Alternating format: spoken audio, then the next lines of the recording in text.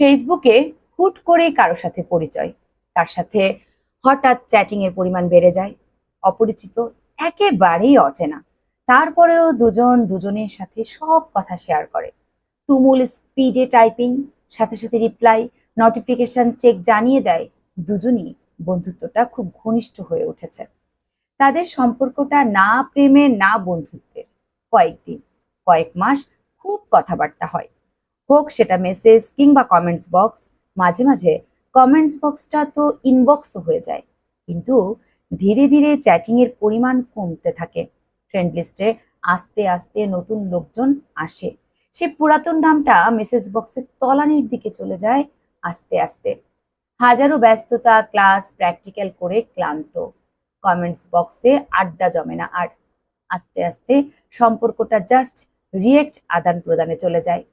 কথা হয় না বহুদিন, দুজনেই ভুলে যায় কিংবা ভুলে না। ফেসবুকের অন দিস ডে জানিয়ে দেয় গত বছর এই মানুষটার সাথে কত কথা হতো। আজকাল তো আইডিটাও চোখে পড়ে না।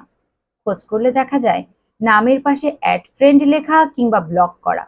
ফ্রেন্ড লিস্টে আইডিটা আছে, তবে সেই মানুষটা আগের মতো নেই। জীবন থেমে থাকে না, এগিয়ে যায়। কথা বলার মতো নতুন নতুন লোকের অভাব নেই। তবুও হাজারো ব্যস্ততার ভিড়ে সে পুরাতন মানুষটাকে প্রায় নখ দিয়ে বলতে ইচ্ছে করে, অনেক দিন কথা হয় না, মনে পড়ে সেই। এটাই তো ভার্চুয়াল। কি অদ্ভুত, তাই না? এক সময় যার সাথে কথা না বললেই নয়, আজ সে আমায় চিনেই না। এটাই কঠিন বাস্তবতা।